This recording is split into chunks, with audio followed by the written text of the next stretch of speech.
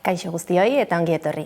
Aktualitateak ez du atsedenik hartzen eta beraz gaurkoan ere azken aste eta hilabetetako gai esanguratsuenei buruz arituko gara hizketan gaurko solasaldian.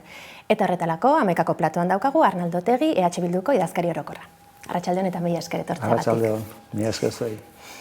Pasaden otsailean EH Bilduk Iruñean gauzaturiko prozesua mahai politiko berria aukeratu zenuten eta ordutik idazkari orokor zara, lehenau koordinatzaile orokorra, nahiko azken hilabete nahiko lanpetuak izan dituzu. Bai, nik uste dut prozesu oso lasai eduki dugula, besteak beste gauzak ongi dijoaztelako eta, zentzu horretan uste dut azken 10 urte hauek izan direla oso aberasgarria termino nazionaletan, termino sozialetan, presoen gaian eta bar. Eta guk saiakera bat egin dugu kongresu honetan, eta da berriz ere, oso laburbilduz esan duguna da Euskal Herria burujabetza behar duela eta politika antineoliberalak behar dituela. Eta proiektu nazionala jarri dugula erdian. Eta, horrek eraman gaitu hainbat eta hainbat solaskidekin mintzatzera, baina nik esango nuke, eta ez da lehen aldia esaten dudala, jakiteko oso ongi Euskal Herria Bildu momentu honetan euskal politika egintzan non dagoen, repasatu behar dela argazki batzuk, ez? Adibidez, gure senadorea den Gorka Lejabarrieta izan da lehena Jamandu Orsiren bulegoan egon dena, Uruguaiko presidentea, Txinako enbajadorarekin egon gera, Pedro Sánchezekin ere argazki atera dugu, eta neu, EH Bilduren izenean, termino kolektiboetan, Europar Parlamentuko ezkerraren aurrean solastu gera, ez? Hori da EH Bildu eta horrek ematen digu pixka bat parada ikusteko nun gauden. Eta lana erruz egiten dugu, baina gustora egiten dugu. EH Bilduk ez ezik, Euskal Herrian ordezkaritza duten alderdi nagusiek aldatu dute zuzendaritza, edo berretsi dute zuzendaritza azken hilabete hauetan. Aro politiko berri baten aurrean gauden seinale izan liteke hau? Uste dute mundu guztiak daukagula buruan gauza bat momentu historiko honetan. Momentu historiko oso berezi batean bizigea, bestea beste nazioarteko ordenuan kasgora dagolako, kapitalismoak eta neoliberalismoak eraman gaituen eredua krisian dagolako, globalizazioa krisian dago, eta Euskal Herrian esango nuke badagola faktore bat nire ustez importantea, Euskal Herria bere luze zabalean ulertuta, Euskal Herri osoa kontuan hartuta, eta da 7 lurraldetan badago eztabaida bat, eta eztabaida hori da, dagoen egoera historiko honen aurrean, eta ditugun erronken aurrean, horri nola egiten diogu aurre burujabeak ez bagera. Eta zentzu horretan esan nahiko nuke, aro berri bat dagoela zentzu batean mundu guztiak kontziente delako aukera bat egon daitekela gure eskubide nazional eta sozialetan urrats bat egiteko. Egia da, EH Bilduk egin duela kongresu bat, egia da Euskal Herri Jeltzaleak egin duela alderdi sozialistak 3 probintzietan, alderdi sozialista Nafarroa garaian, baina nik esango nuke, zentzu batean renovatu direla hainbat eta hainbat zuzendaritza, eta uste dut denek daukagula buruan, aukera historiko baten aurrean gaudela, erronka historiko batzuen aurrean gaudela, eta zentzu horretan bai esan daiteke aro berri bat irekitzen dela, ez.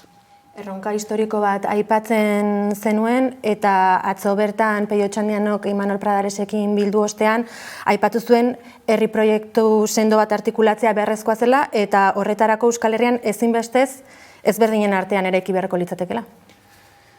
Bai, gu filosofia bati atxikituta gaude azken urte luze honetan, ez? Nik esango nuke, ni Euskal Herria Bilduko idazkari orokorra naiz, baina urte luzeetan ezker abertzaleko kidea izan du naiz, ez?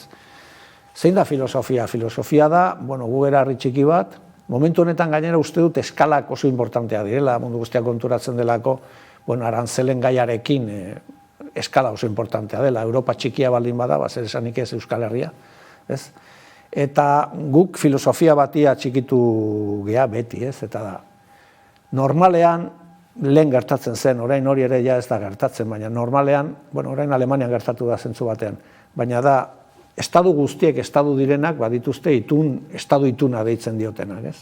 Eta estadu itun horrek zer esan nahi dute, adibidez, ni estadu frantsesean, Ipar Euskal Herrian bizi izan du naiz urte luzez, eta bazegoen lehen kultura bat, nun badira gauza batzuk, ez direnak ikutzen ezkerrak edo eskubiak irabazi hauteskundeak. Estadu paktua deitzen diote. Zertan, hezkuntzan, eskubide sozialetan eta barretan. Euskal Herria ez da estatu bat, baina estatu bat izan nahi du. Eta guk egiten dugun proposamena da, badira gauza batzuk, nun eskalagatik eta arduragatik, besteen ezberdinen artean itunak egin behar ditu. Zeintzuk izan daitezken esparroie? Politika industriala izan daiteke, euskara izan daiteke, hezkuntza izan daiteke, energia izan daiteke. Horretan, ahalbideratu beharko genuke herri akordioak, edo estadu akordioak, euskal estadu akordioak, eta hori da atzo Peiok ere industria mailan eta politika industrialaren inguruan egintzun proposamena, ez? 3 probintzietarako. Herri proiektuari buruz hitz egiten dugunean, ezinbesten ere estatus politiko berri baten eztabaida mahai gainean jartzen dugu, eta hor, egon dira azken asteotan, Aitor Esteban Euskadi Buru Batzarreko buru berriaren eta zure artean hitz elkar truke bat, medioetan eta beste hainbat tokietan, zuk Anbizio Nazionala eskatu zenien jeltzalei, Estebaneko orain presa sartu ote zaion EH Bilduri.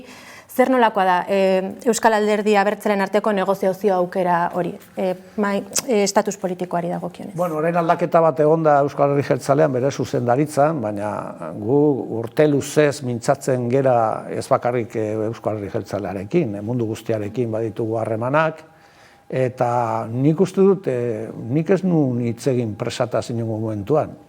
Nik egiten dudan balorazioa da, momentu honetan Espainiar Estatuan badago gobernu bat, eta gobernu horren iraupen data gure eskutan ere badago zentzu batean. Hau da, gobernu hori ez da posible sustengatzea Espainiar Estatuan abertzaleen botorik gabe.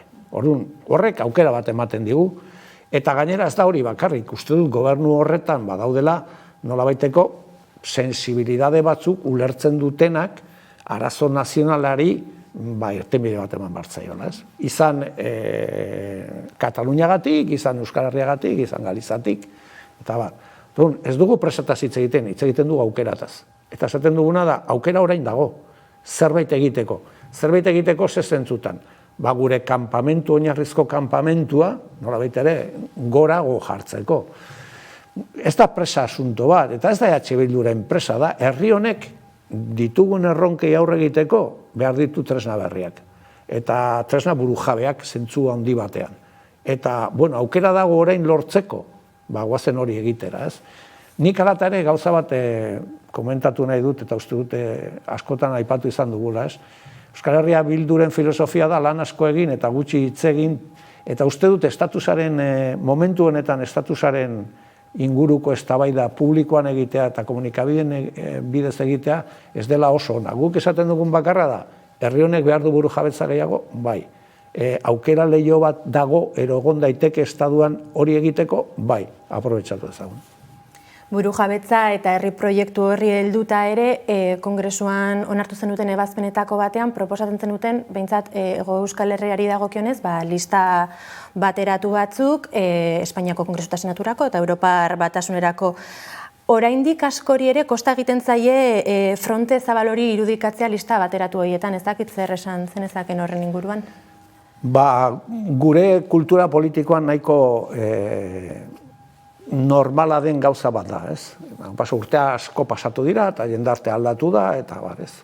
Zer esan nahi dugu horrekin, estatu itunen filosofia berdina da, zentzu batean. Eta da, gu herri zapaldu bagea, gu herri ez onartu bagea, eta gu herri zatitu bagea.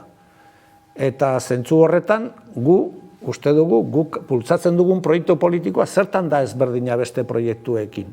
Gu askapen nazionaleko proiektu bat gerala. Proiektu nazional askatzaile bat daukagula Euskal Herriarentzat. Halabeharrez, halako proiektu batek behar ditu gehiengo oso zabalak. Eta izan behar da, gainera, prozesu, printzipioz interklasista izango dena. Prozesu, askapen nazionaleko prozesu guztiak izan diren bezala. Zein da egiten dugun proposena? Oso erretza da, eta da, beraiek zatituta gaituzte herri bezala. Baina beraiek urnak jartzen dituzte, beraien hauteskundeak egiten dituztenean, adibidez, Espainiar hauteskundeak egiten dituztenean, urnak jartzen dituzte Hego Euskal Herriko 4 herrialdetan. Autonomikoak daudienean 3 probintzietan, bakarrik 3 probintzietan. Foralak direnean, bakarrik probintzia batean, edo herrialde batean. Beraiek hori egiten dute. Orduan, 2 aukera ditugu, bata da jokatzea politika eta hauteskunde Espainiar arrunt batzutara, eta beraz lehiatu egiten gera, eta guretzat ez du zentzua hondirik abertzalen artean, ero aurrekarakoiak diren sektoren artean lehiatzea, hauteskunde batzutan, Espainiako Kongresuan egoteko, edo Senadoan egoteko. Zein da gure proposamena?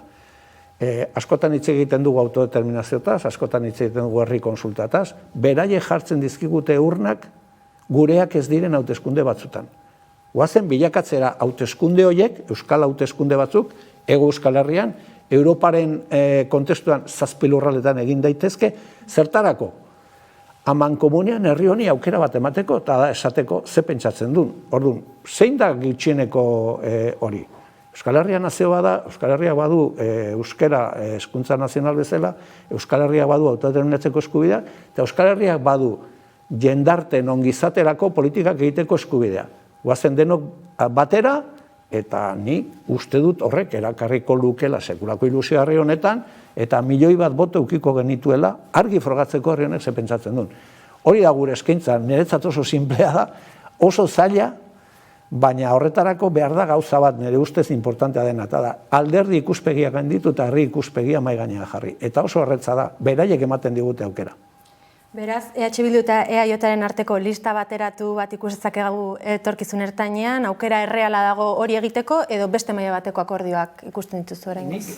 Gainera, ez nuke EAJari bakarrik zuzenduko, esan nahi dut, dago EAJ, minimoen programa horrekin bat datozen guztiekin. Geroa bai izan daiteke deituriko ezker konfederala, nahi duten guztiak. Minimoa hori da, gu nazio bagera eta eragitzeko eskubidea daukagu. Eta hori da, Estaduari esan nahi dioguna. Hau da, guk hori planteatzen dugu Estaduaren aurrean herri bezala jokatzeko eta ez alderdi bezala.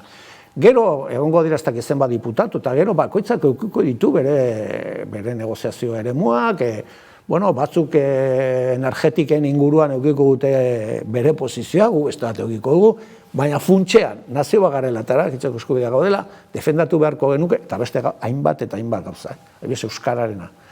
Orduan, ez daki gertatuko da, nik lan egingo dut gertatzeko. Ez bada gertatzen, izango da orain herri honetan nolabait ere gailendu egiten dela alderdi ikuspegia eta herri ikuspegia. Baina herri honek ez ditu aukera handiak eta asko edukiko, eta nik uste dut aukerak aprobetxatu beharrela. Eta zer gehiago eta zer hobeago herri honentzat, hori baino, herri bezala hitz egitea eta alderdi bezala ez. Ezberdinen arteko harreman eta akordioen bide horretan ere, pasaden asteazkenean, hilaren 9an EH Bildu eta PSren ordezkaritzak elkartu zineten Donostian, Eneko Andueza tarteko, zeu bere, nola baloratuko zenuke bilera hori? Normaltasunarekin, hau da, politikak badu, politika konbentzionala badu askotan, nolabait ere itxura eman behar hori, eta gu saiatzen gera hortik aldentzen erabat, uste dugulako politika beste gauza badela, ez? Politika dela herri honekiko eta bere biztanleekiko konpromiso militante bat, ez? Baina ondo juntzen, beraiek plantatu zituzten bere lehentasuna, gu gureak, baina nik uste dut normaltasunez hartu behar dela hori, eta nik uste dut horretan urratsa handiak egin ditugula, ez? Beraiek dira indar bat, nun Euskaldunak bozkatzen dutenak, gu gera beste bat, eta guk denak onartu beharko genuke, herriak babesa ematen dion edonori, nolabait ere, sortzaiola errespetoa eta sortzaiola harreman begirunekoa. Guk horretan eszepzio bat egiten dugu, baina ez termino pertsonaletan, termino politikoetan. Guk herri hau nolabait ere onartzen ez dutenek, ero herri honekiko eraso egiten dutenek, eta eskuin muturreko diren sektoreekin, ez dugu harremanik, beraiek ere esaten dute gurekin ez dutela euki harremanik, guretzat hori bada, ez dakagu arazorik, baina uste dugu mundu guztiarekin hitz egin beharko lukela, ez?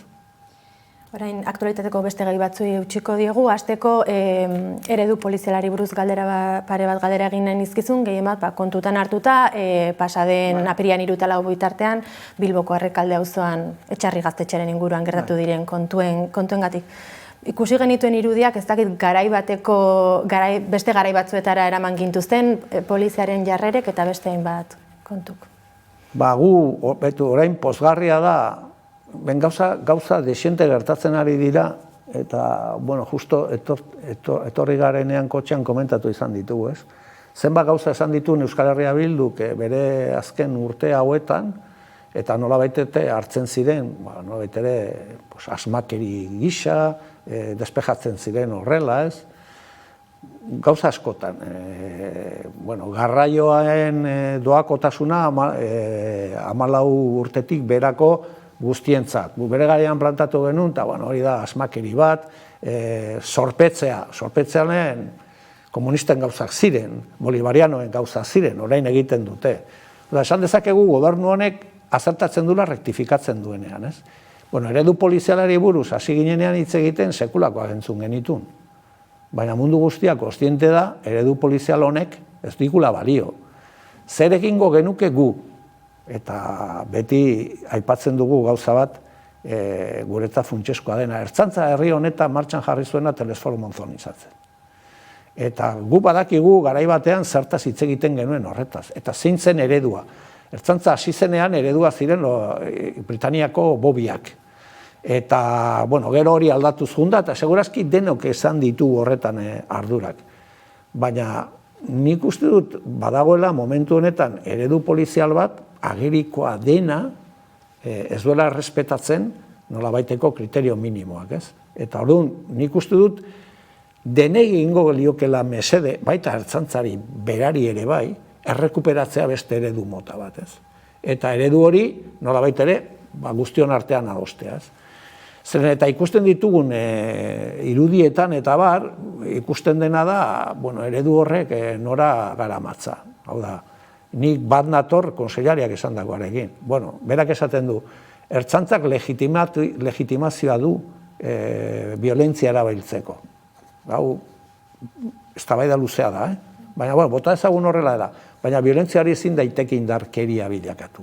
Eta gero eta nabarmenagoa da, hainbat eta hainbat alorretan, indarkeria bilakatzen dela, ez? Eta horri aurre egin behar dio herri honek, eta herri honek ere, bai foralekin, bai ertzaintzarekin, eta bai polizia guztiekin egin behar duena da, eztabaida lasai bat, esateko, gu ze polizia behar dugu, zer erronkei aurre egiteko. Eta eztabaida horretan, dispertsio elementu edo armei dagokienez, zer planteatu beharko litzateke, ze azkenean, Errekalden bertako auzotar batek barrabil bat galdu zuen, Amaia Zabarteren kasua daukagu, Xuarrena Tolosan ere, foam pilotak nahi gehiagizkoak dira, edo ertzaintzak beste formakuntza bat behar du horren inguruan, non dago horrekoa? Nik uste denetarik egon behar dela, hau da, nire ustez oso importantea da prebentzioa, eta besterik da, gero interbentzioa nola egiten diren. Hau da, balak ero ez dakit nola deitu.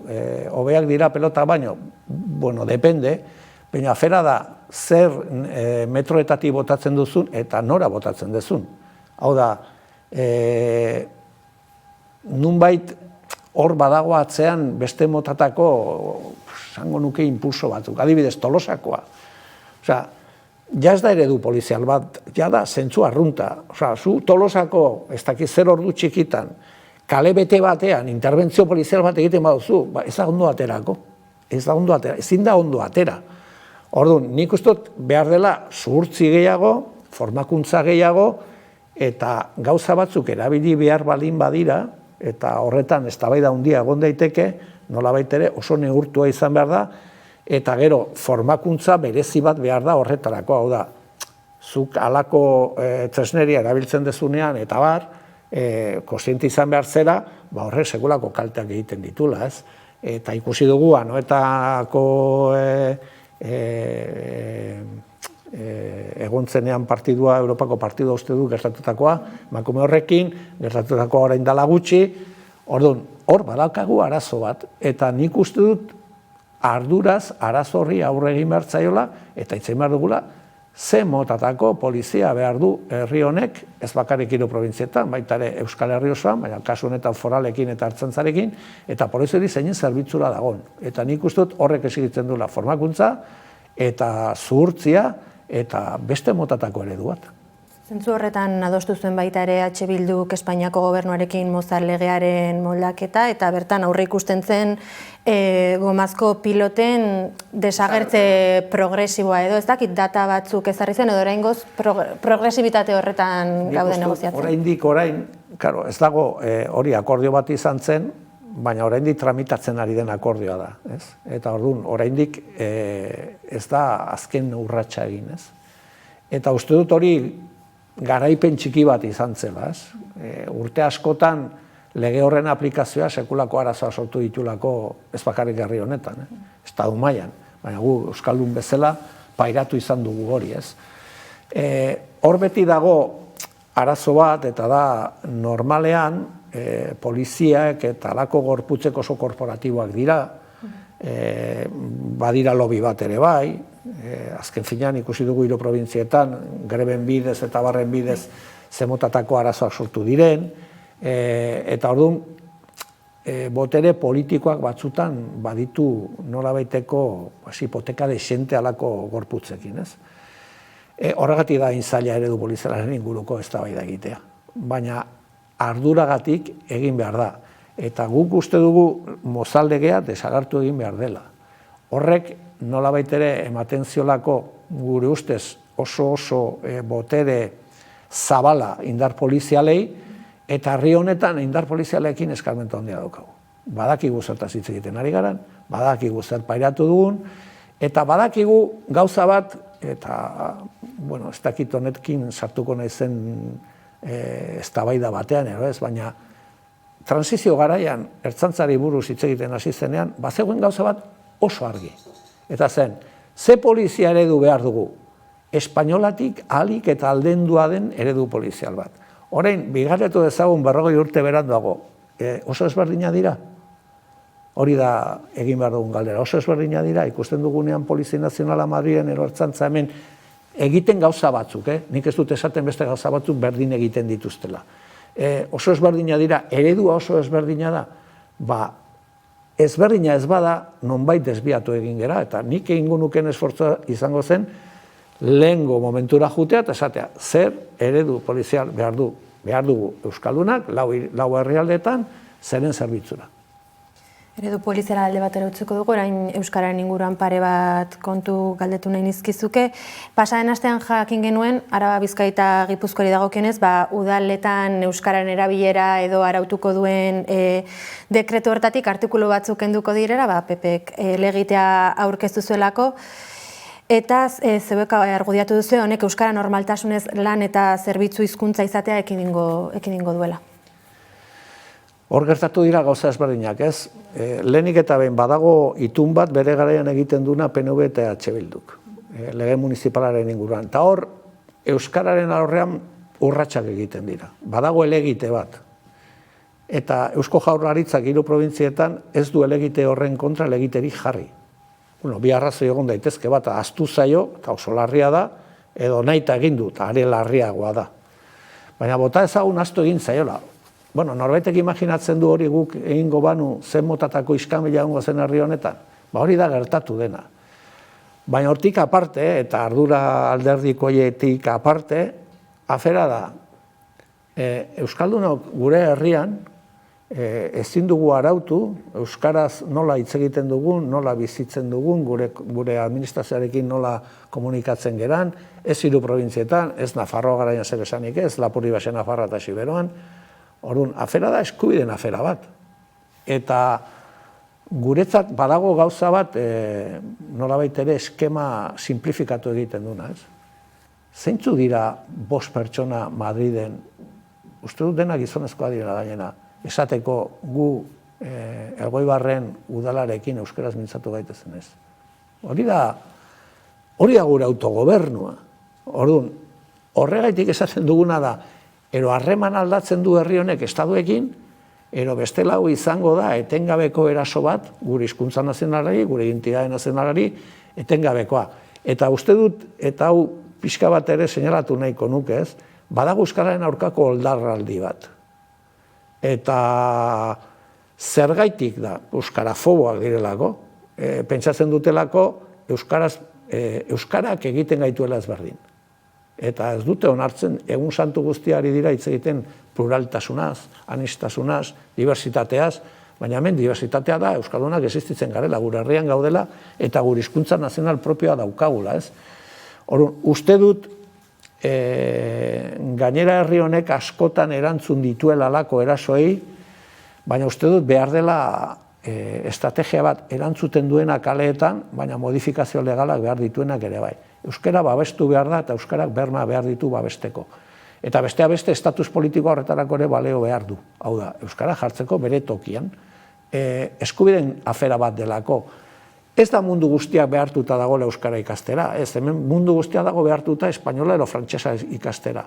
Eskubide bada, hemen lan eta bizi duten guztiak eskubidea dute euskaraz jakiteko, eta administrazioak hori bermatu egin behar du. Etxe bizitzaren auziare jorratu nahi genuk elkarrizketa honetan, gainaz azken aldian hainbat dinamika jarri dituzue martxan EH Bildutik gai honi argi gehiago emateko.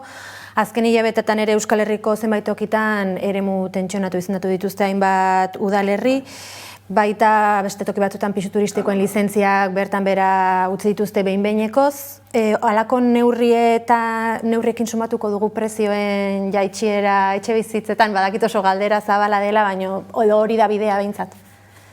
Nik uste dut neurri horiek lagundu ditzazketela, baina nik uste dut politikak asko zer estrukturalagoak egin behar direla eta sakonera hondikoak, ez.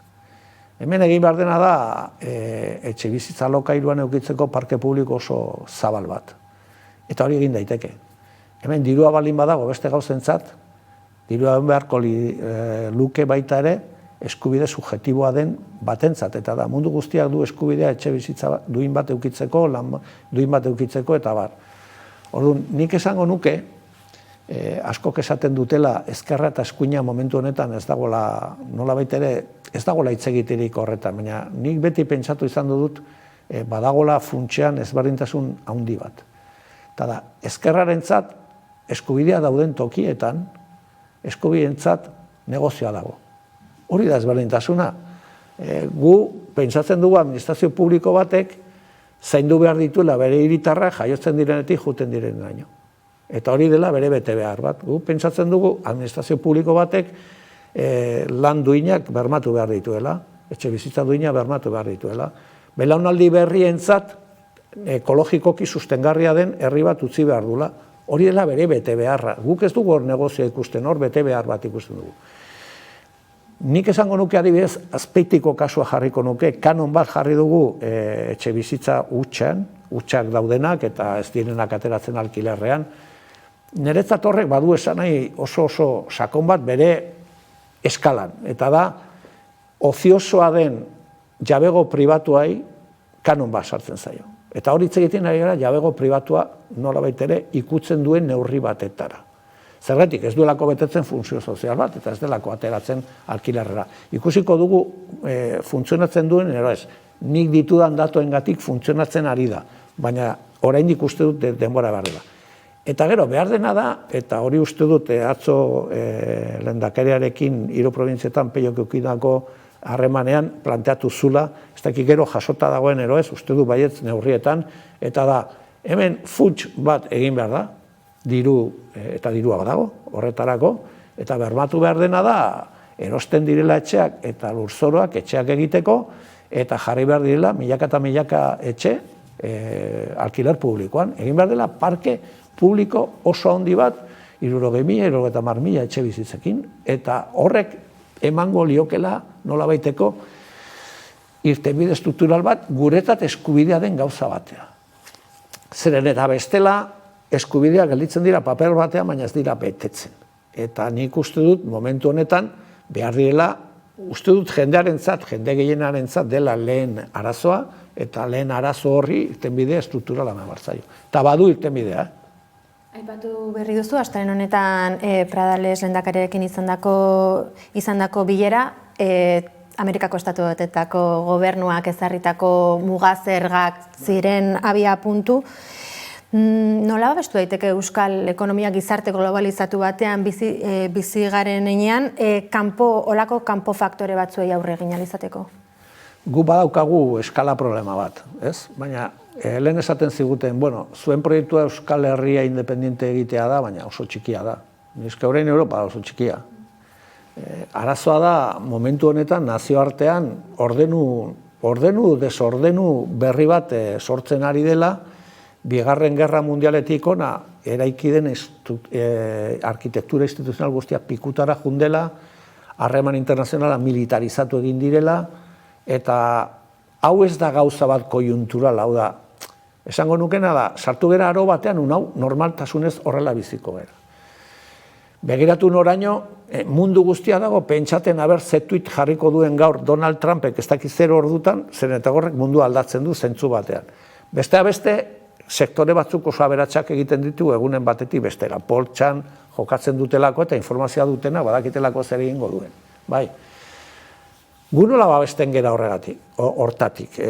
Lehenik eta behin, herri honek nik uste dut historian zehar bere baliabideak ongi manejatu dituela, nola ere gauza eta erronka potoloi aurre egiteko.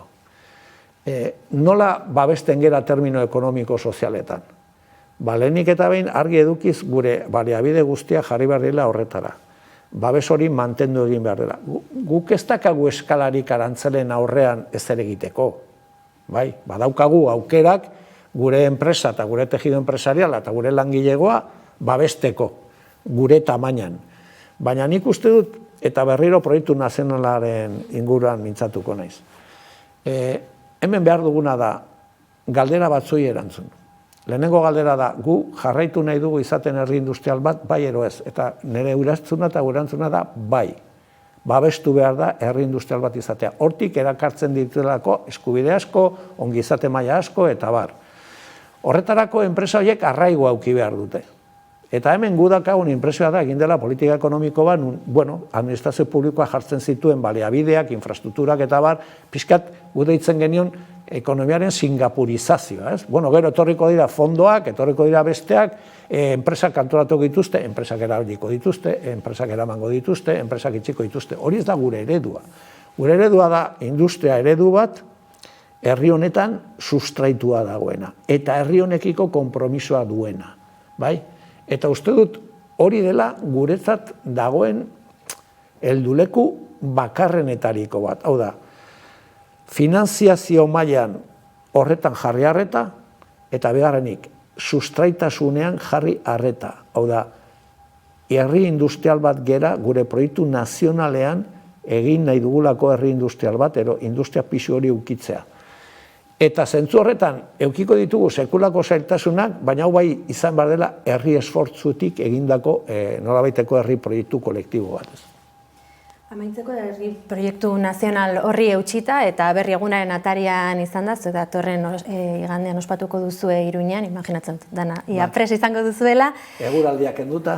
Agian aldatu daiteke. Nola irudikatzen duzuzuk, etorkizuneko Euskal Herri hori, balizko Euskal Estatu hori? Baitu, nik uste dut, orain mundu guztiak esaten du, nola babesten gera Trumpetik, ez? Eta hori alor ekonomikoan, eta orain galdera egin diazu horretaz, ez? Eta baita ere, badago alor, deitu dezakegun alor politiko-militarrean, nola babesten dugu Europa, eta mundu guztiak hitz egiten du, izkutu bat egin behar da, un eskudo misilen kontra eta bar. Euskal Herriak estadua behar du eskutu bat egiteko. Ez inoren kontra juteko, baizik eta babesteko bere herritarrak. Eta nik estadua horrela ulertzen dut. Hau da, administrazio publiko goren bat, herritarren eskubideak bermatuko dituena. Hori da nire Euskal Herria, nire republika hori da, berdinen arteko republika bat. Eta uste dut oraindik bidea badagoela horretan, lehen aipatu izan dugu estatusaz egingo duna da, suposatzen dut, eta ateratzen balin bada, eta hori ez dago idatzia, horretan beste urrats bat, baina gure azken helmuga izan behar da Euskal Herri batu bat, eta Euskal Herri bat Estadua Errepublika berri bat izango dena. Harremango dena munduko herri guztiekin, berdintasunean, bere jendartea termino berdintasun terminoetan eraikiko duena, eta uste dut, herri honi babes bat emango diona, babes leku bat. Bizigaren momentu historiko honetan, nola ere badago sensazio bat, dena mobitzen dela, ez dagoela heldulekurik, ez dagoela ziurtasunik, herri honi esperantza eta ziurtasuna emango dion estruktura politiko bat eta hitz egiten du nik estadu hori planteatzen duenean. Eta uste dut, bide horretan, oraindik borroka asko gelditzen dela egiteko, baina nik uste dut hori dela Euskal Herriak ez bakarrik nazio ikuspentetik, baizik eta sozial ikuspuntutik behar duena momentu honetan daukagun anabasa guzti honi aurre egiteko. Luze hitz egin genezake guztionen inguruan, baina gaurko hemen utziko dugu elkarrizketa. Arnaldo Otegi, mila esker etortzeagatik. Zuei, mila esker.